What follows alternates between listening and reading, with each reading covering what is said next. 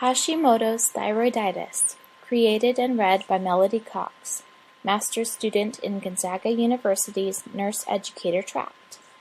In this learning module, you can expect to discover Hashimoto's thyroiditis by looking at important concepts of the disease process, including essential nursing care as appropriate for the undergraduate nursing student.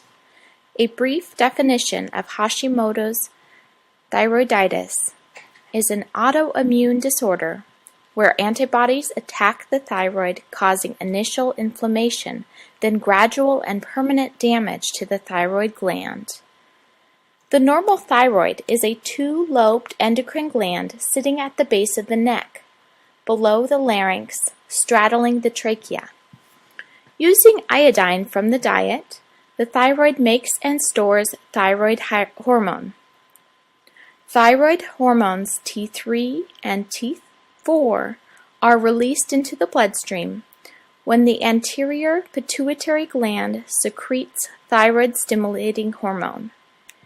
In a negative feedback loop, when levels of thyroid hormone are enough or too high, TSH levels decrease, slowing the production and release of thyroid hormones.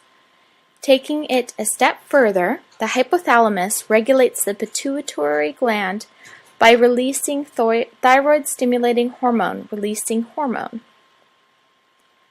One analogy used to describe this mechanism is a furnace. The thyroid hormones are the heat produced. When the heat gets back to the thermostat, we're calling the pituitary gland, the thermostat turns the furnace off. If the room gets cold again or the thyroid hormone levels are low, then the thermostat turns on and TSH is released. The furnace releases more heat, which are thyroid hormones. And the hypothalamus is the person responsible for setting the thermostat levels. Thyroid hormones T3 and T4 principally function to regulate metabolism, telling each cell how much oxygen and nutrients to consume. They also stimulate heart muscle contraction and nerve function, determine the utilization of cholesterol, and play key roles in central nervous system development. Hashimoto's is an autoimmune disease. For some individuals, genetics or environmental conditions potentiate sensitivity of the body's immune response against thyroid cell surface antigens. Antibodies, T lymphocytes, natural killer cells, and cytokines attack the thyroid tissue gradually over time, causing cell death or apoptosis.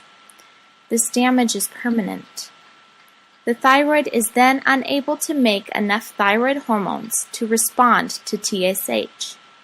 And TSH keeps increasing because it keeps sensing the low levels of thyroid hormone.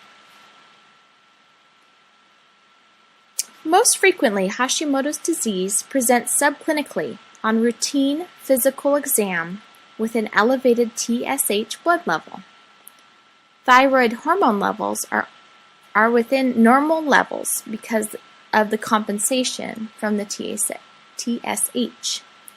You can imagine that because thyroid hormone affects the metabolism of nearly every cell in the body, symptoms are just as widespread and vary in severity based on how many thyroid cells have died.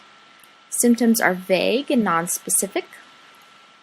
Early presentation of fatigue, constipation, dry skin, and weight gain progresses to include painless goiter, cold intolerance, hoarse voice, and discomfort from the thyroid enlargement caused by inflammatory processes, loss of energy, slow movement, decreased sweating, depression, memory loss, joint pain, hair loss, menstrual irregularities, bradycardia, and slowed deep tendon reflexes.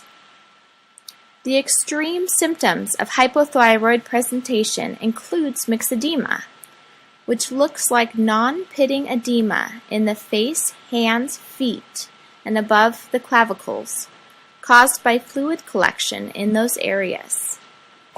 Myxedema coma is a medical emergency caused by severe hypothyroidism.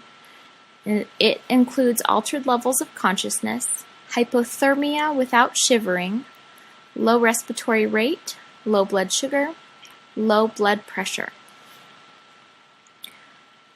On the physical assessment of someone with Hashimoto's, usually you have to perform a palpation of the adult thyroid. Usually one cannot feel or see the normal adult thyroid. First, you position a standing lamp to shine tangentially across the neck to highlight any possible swelling. Give the patient a glass of water and take a look at the neck. As the person takes a sip and swallows, the thyroid tissue moves up with the swallow. You're looking for an enlargement of the area or a lump. To begin your palpation, you need to move behind the patient, ask the person to sit straight up, and then bend their head slightly forward and to the right. This relaxes the muscles on the right side. So you use your fingers of your left hand to push the trachea slightly to the right. You curve your right fingers between the trachea and sternomastoid muscle, pulling on it slightly, and have the person take another sip of water. The thyroid tissue moves up under your fingers and the trachea and larynx as the person swallows, and then you repeat this procedure on the left side. You'll be able to feel the thyroid tissue underneath your fingers. You're looking for enlargement, consistency of tissue, symmetry, and presence of nodules.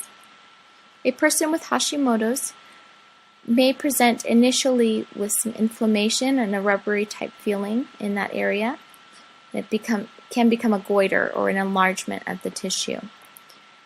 After a long period of time with this disease, the thyroid tissue atrophies and becomes small.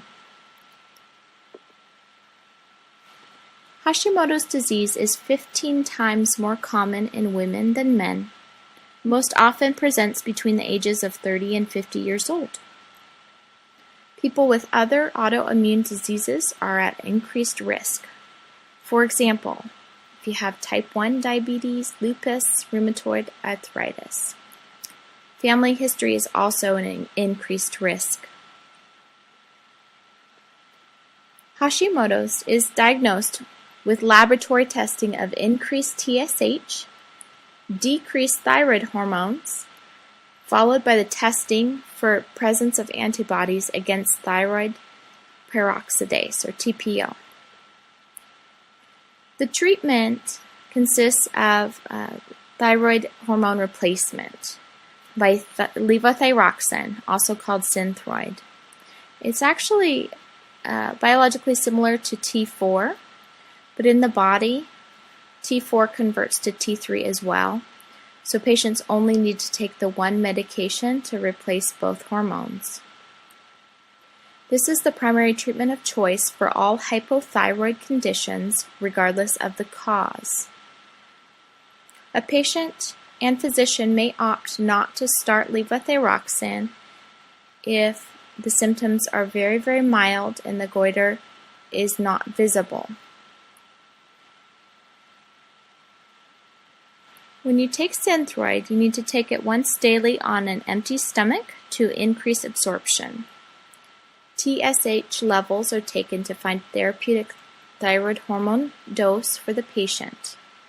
The dosage varies based on age, weight, gender, comorbid conditions, and damage to the thyroid.